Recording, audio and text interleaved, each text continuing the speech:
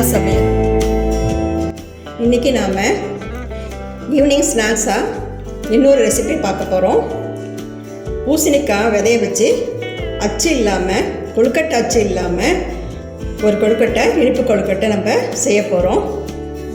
வாங்க இதுக்கு தேவையான பொருளை நம்ம பார்க்கலாம். இது மெஷர்மெண்ட் கப்பு 100 கிராம். இதில் 1 கப்பு பச்சரிசி மாவு, அதே அளவு வெல்லம் பொடியாக உடச்சி வச்சுருக்குறோம். தேங்காய் 1/4 மூடி, பூசணிக்காய் விதை ஒரு 50 விதை எடுத்துருக்கோம். ஏலக்காய் 2 ஏலக்காய் பொடி பண்ணி வச்சுருக்குறோம். உப்பு தேவையான அளவு. வாங்க இப்போ அது பூசணிக்காய் கொழுக்கட்டை நம்ம எப்படி செய்யலான்னு பார்க்கலாம். இந்த பூசணிக்காய் விதை உடம்புக்கு ரொம்ப சத்தாக கொடுக்கும். வெயிட் லாஸ் பண்ணணும்னு நினைக்கிறவங்க இந்த விதையை நம்ம எடுத்துக்கலாம். இப்போ பூசணிக்காய் இனிப்பு கொழுக்கட்டை செய்ய ஆரம்பிக்கலாம். கேஸ் ஆன் பண்ணிட்டேன். ஒரு பாத்திரத்தில் தேவையான அளவு தண்ணி வச்சுட்டு, தண்ணி லைட்டாக கொதிச்சா போதும். கொஞ்சம் கொதி வரட்டும். கொதி வந்துருச்சு. இப்போ 100 கிராம் அளவு பச்சரிசி மாவு எடுத்து வச்சுருக்கோம்ல, அந்த மாவை ஒரு பவுலில் மாற்றிக்கலாம். தேவையான அளவு உப்பு போட்டுக்கலாம். உப்பு நல்லா கலக்கிக்கிட்டு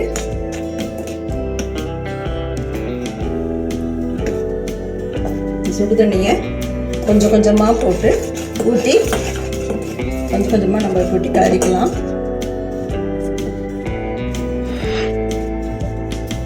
இப்போ நம்ம இந்த மாதிரி கெட்டியாக மாவை பிசைஞ்சு வச்சுக்கலாம். நம்மளுக்கு இடியாப்ப மாவாக இருந்தாலும் சரி, இல்லை கொழுக்கட்டை மாவும் விற்பாங்க, அதையும் நீங்கள் யூஸ் பண்ணிக்கலாம். இப்போ நம்ம கொழுக்கட்டைக்கு தேவையான பூரணத்தை செய்ய ஆரம்பிக்கலாம். கேஸ் ஆன் பண்ணிவிட்டு ஒரு வடைச்சட்டி வச்சுக்கலாம்.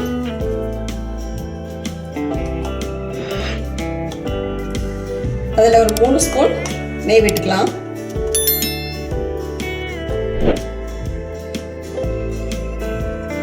நெய் கரைஞ்சதும் எடுத்து வச்சிருக்கிற ஏலக்காய் போட்டுக்கலாம்.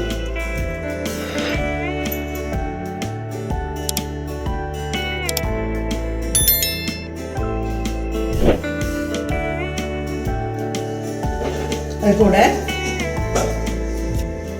பூசணி விதை போட்டுக்கலாம். அடுப்பை ஸ்லோவாக வச்சுக்கலாம்.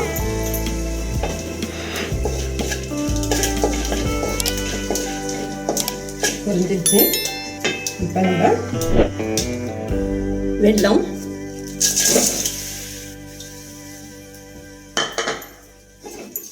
போட்டு கொஞ்சம் தண்ணி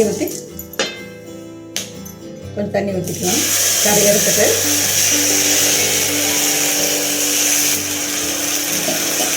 அடுத்த ஸ்லோவாக தான் வச்சுக்கணும்.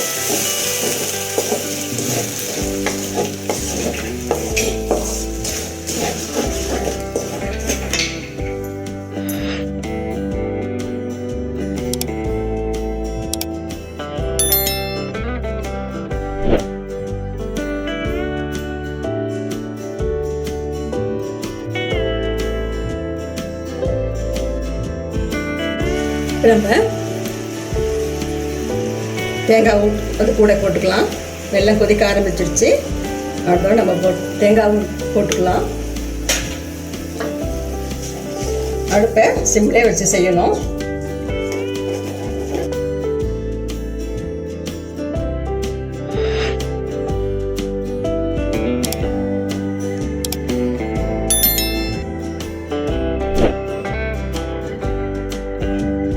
பூரணம் ரெடி ஆயிடுச்சு.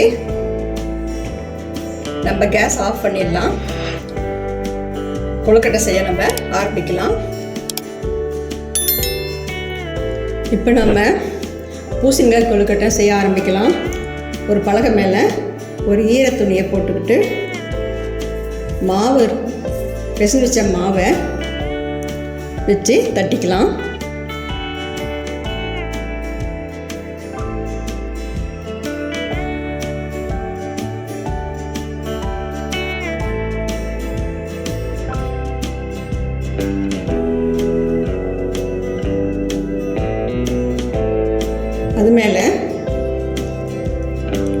பூரணம் செஞ்சு வச்சுருக்கிறோம்ல, அந்த பூரணத்தை வச்சு மூடிடலாம்.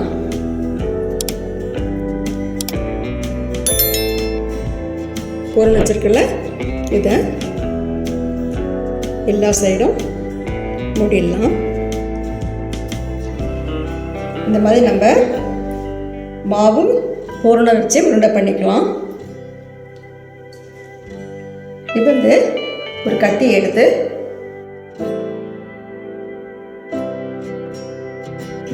சைடில் இந்த மாதிரி கட் பண்ணிக்கலாம்.